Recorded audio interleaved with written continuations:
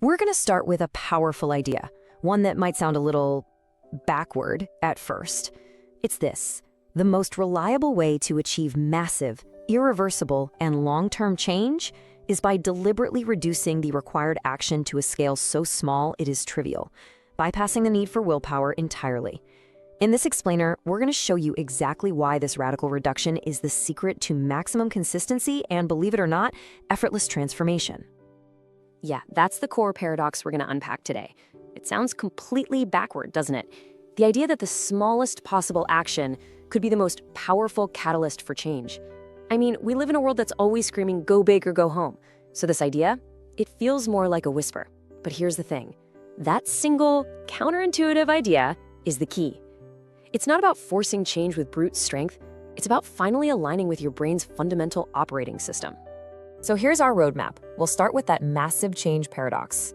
Then we'll look at why big goals almost always fail. From there, we'll dive into the solution, the automaticity loop, and the science that makes it tick.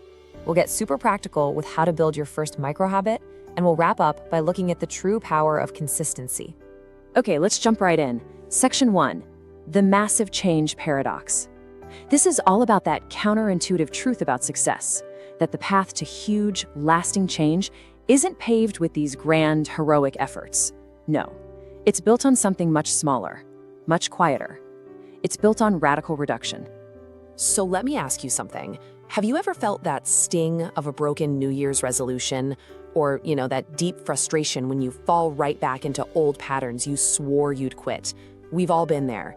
That burst of motivation that just fizzles out. The promise to get in shape that barely lasts a week. Here's what you need to hear. This cycle isn't a personal failing.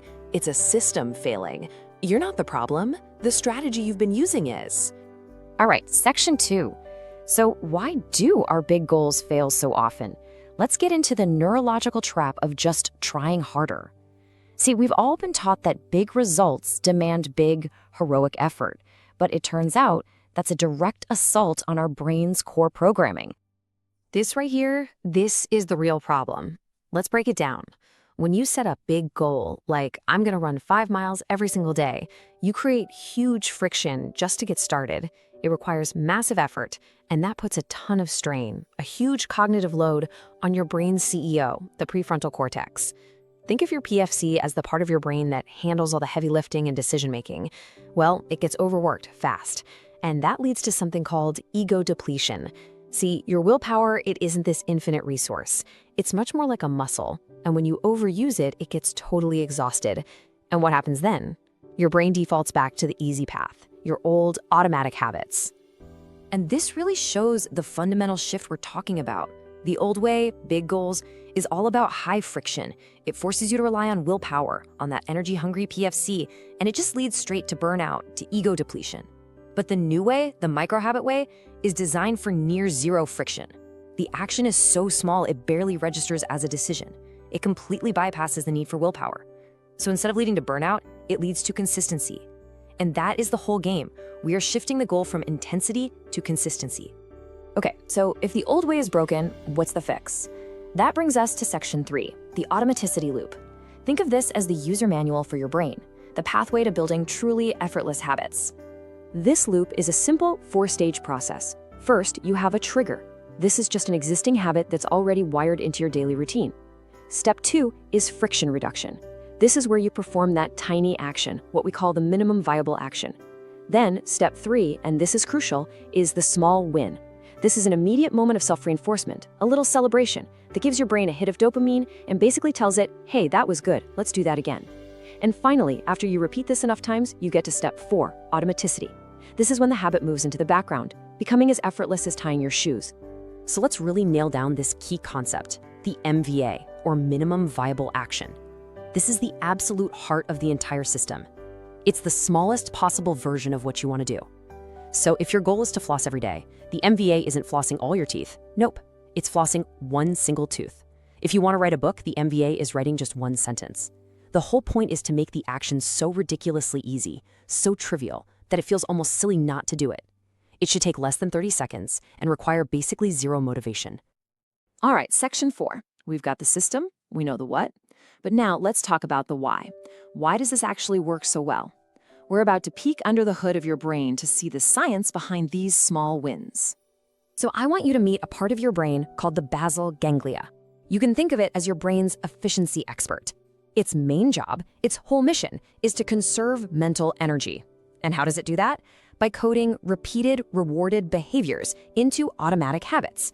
When you do something small and rewarding over and over, the basal ganglia gets the message loud and clear. Hey, this is easy, this feels good, let's put this on autopilot. It literally takes the job away from your conscious brain to save power. This chart really says it all, doesn't it? Your brain is, for lack of a better word, lazy, but in the best possible way. It's wired for efficiency. Making a conscious decision with your prefrontal cortex costs a lot of neurological energy. It's expensive. But running an automated habit from the basal ganglia, that's cheap. So by making an action tiny and repeatable, you're speaking your brain's native language, the language of energy conservation. You're making it incredibly easy for your brain to choose the path of automation. And this is where things get really profound. This isn't just about behavior, it's about identity. Every single time you complete your minimum viable action, you get a small win. It's a tiny piece of evidence. And this evidence starts to stack up. So if you do one push-up every day, you're not just doing a push-up, you're casting a vote for new identity. You're gathering real, tangible proof that says, I am the kind of person who exercises every day. And that, my friends, is so much more powerful than fleeting motivation, because it actually changes how you see yourself. Okay, we've covered the theory. Now it's time to get practical. Let's move from the why to the how. This next section is a super simple 3-step guide you can use to build your very first micro habit, like today, right now. Seriously, it is this straightforward. Step 1, select and reduce. Pick the habit you want and then shrink it down ruthlessly to its minimal viable action. And remember, if it takes more than 30 seconds, it's probably still too big. Step 2, integrate. You need to link your new tiny habit to an existing one. Anchor it to something you already do without thinking. This is a technique called habit stacking. And step 3, and listen, this part is non-negotiable, reinforce. You have to celebrate that small win immediately to close that dopamine loop in your brain. So let's make habit stacking super clear. The formula is your new best friend. It's simply, after I, existing habit, I will, new MVA. The existing habit acts as the trigger. For example, after I turn off my alarm in the morning, I will do one push-up.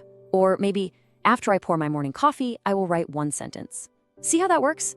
You're just piggybacking the new tiny habit onto the momentum of a routine that's already established. Now, this is a really important mindset shift. When you're starting out, the goal is not the outcome. The goal of doing one push-up isn't to get strong, not yet anyway. The real goal is just to achieve consistency. The goal is to get that dopamine spike from completing the task. The strength, the book, the clean house, that will all come later as a natural byproduct of the consistency you're building right now. So focus on nailing the process, not on chasing the prize. And that brings us to our final section. Let's zoom out for a second and really appreciate the power of this. Because what we're talking about isn't just another productivity hack. This is about completely redefining your entire relationship with change. 0, that's the number that is the amount of friction your new habit should have when you're starting. The goal is to make it so easy to start that you can't say no. So if you want to start going to the gym, your MVA isn't even leaving the house. It's just putting on your running shoes. That's it. You can literally take them right off again. But you did the thing. You won. You made it so easy to start that failure becomes almost impossible. And this really brings us full circle back to the core truth of this entire system. This is the big idea I want you to walk away with. Massive change is achieved not through massive action, but through maximum consistency. We've been sold this myth that we need these huge, heroic bursts of effort. But real, lasting change, it's built brick by tiny, tiny brick, through quiet, relentless, unassuming consistency. It's the tortoise beating the hare every single time. So if there's only one thing you remember from our time together, please let it be this. Your past struggles to build good habits are not a failure of your character. It's not because you lack willpower or discipline. It was a failure of scale. The goal was just set too big. By scaling down the action, you exponentially scale up your chances of success. So I'm going to leave you with one final question. Think about a change you really want to make in your life. Now, in your mind, shrink it down. Then shrink it again and again. Keep shrinking it until you find the version of that habit that is so ridiculously small, so simple that it would feel absurd not to do it. What is that one step you cannot possibly skip? Because that's your new starting line.